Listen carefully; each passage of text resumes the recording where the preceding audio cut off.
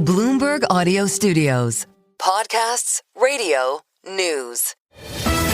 The Stock Movers Report, your roundup of companies making moves in the stock market, harnessing the power of Bloomberg data.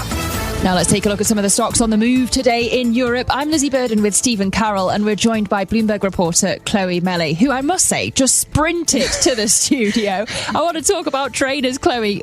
Puma this morning, it was indicated much higher on TradeGate. I think it was quite high at the start of the session, but it's only up, she says, only 3.2% now. What has been going on with this stock? Yeah, so it has pared some of those gains, but it was quite strong this morning at the open because Anta Sports has become the biggest shareholder in Puma. So it's taken $0.8 billion stake that it bought from the Pinault family. So let's kind of go through what that means for kind of everyone involved. So for the Pinault family, it means kind of paring back its holdings that are not in luxury itself, and so that means that it'll be able to kind of refocus on luxury and the turnaround at Gucci in particular.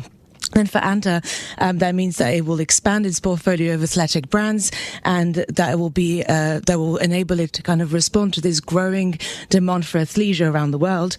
And then for Puma, it means having the backing of Anta for its turnaround efforts. So the company has struggled obviously quite a lot recently. The shares are down, before today were down more than 30% over the last year, and it hasn't really been able to sort of compete with Nike, with Adidas, with kind of new entrants as well into that market, like On or like Hoka, for example. But the CEO said that it was targeting a return to growth by 2027. So the fact that Anta believes in that Puma story and that Puma turnaround story is good news for that company, and that explains the big jump in the shares that we had at the start and now pared back a little bit. And it also could pave the way for a full takeover of Puma. So we'll have to look out for that as well. Yeah, Chloe, catch your breath there for a moment after running in those Puma shoes to get here with that story too. But we're thinking more broadly about the luxury sector as well. That Goldman Sachs in basket of luxury stocks slumping 8.1% this year. One of the sectors that, is being hit by geopolitical tensions, questions, of course, over Chinese consumer demand as well. We're looking ahead towards the LVMH results later on too. But Burberry in focus this morning. What did we learn from that company?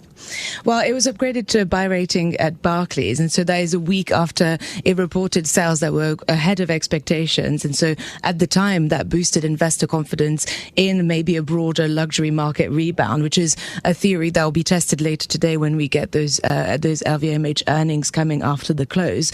And those share prices in the sector, as you just mentioned, have been under quite a lot of pressure recently. There has been a lot of questions about the potential revival in Chinese demand, and there have been, of course, those renewed trade tensions, geopolitical tensions that have weighed on the sector. But then if we look at Burberry in particular, what the Barclays analysts have been saying is that this is a company that has a real kind of really good turnaround story, and under the new CEO, it has been able to revive that growth. And so the analysts said that they see fewer reasons to be cautious about that company and about that turnaround as it kind of progresses and settles in. And it also expects Burberry will outpace growth from rivals in the sector. But as I just mentioned, we'll have to see from LVMH what we actually get from them, if they see that similar revival and if they also get that boost. Okay, well, sticking with the winners this morning, we have Cranswick. Those shares up as well. What's going on?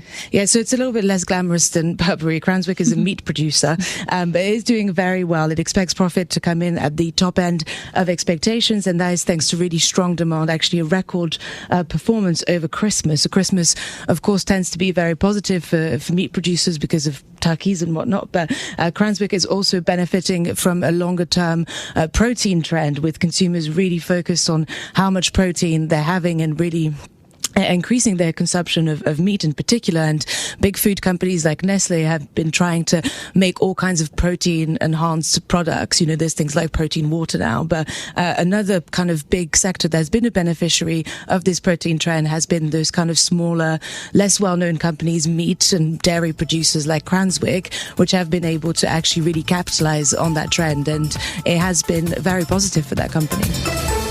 The Stock Movers Report from Bloomberg Radio.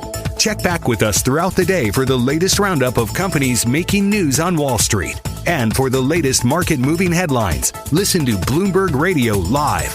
Catch us on YouTube, Bloomberg.com, and on Apple CarPlay and Android Auto with the Bloomberg Business app.